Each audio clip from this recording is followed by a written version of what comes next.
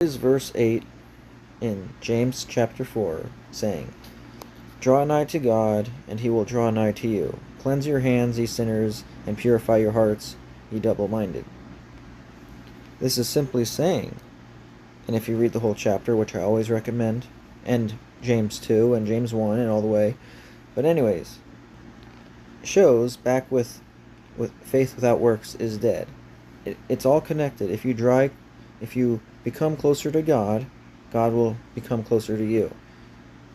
And you will, when you make that connection, you will want to sin less.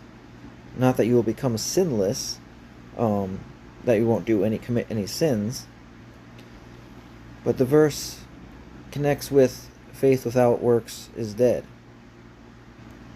And in context of that verse, faith without works is dead, is about showing others you are faithful to the Lord. Showing others by example, a good example. It's not about receiving salvation or losing salvation.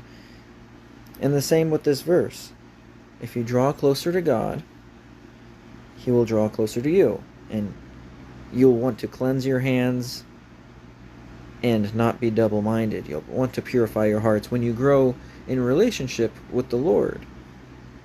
But you may have slow days, or bad times, or bad parts of the year, or even years where you just, instead of drawing closer to God, you take a few steps back because you're just struggling in your relationship.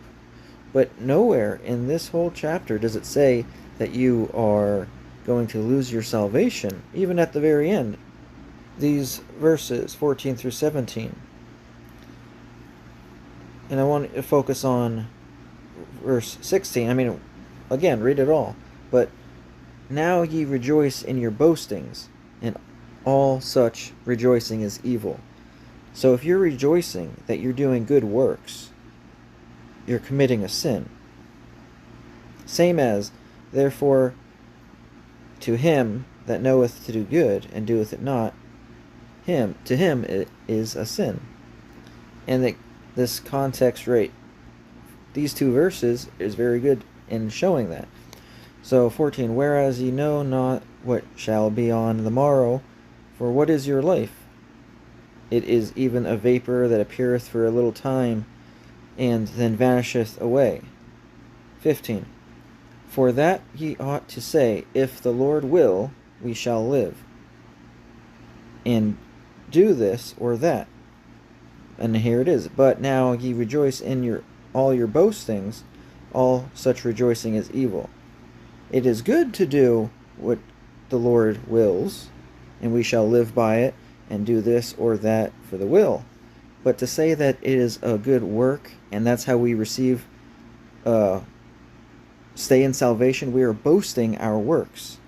And that rejoicing of our boasting of our works is evil. That doesn't mean you're losing your salvation, but if you don't trust in the Lord, you may not have salvation. And then verse 17, therefore to him that knoweth to do good, and doeth it not, to him it is a sin. But what does that mean? Yes, it is a sin if you do not do good works that God wills, but that does not say you lose your salvation. There are some people who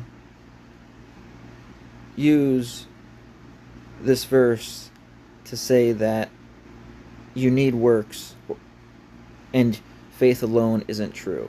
But they're really just putting in words into Scripture that are not there. And that is a very dangerous thing, leading many people astray.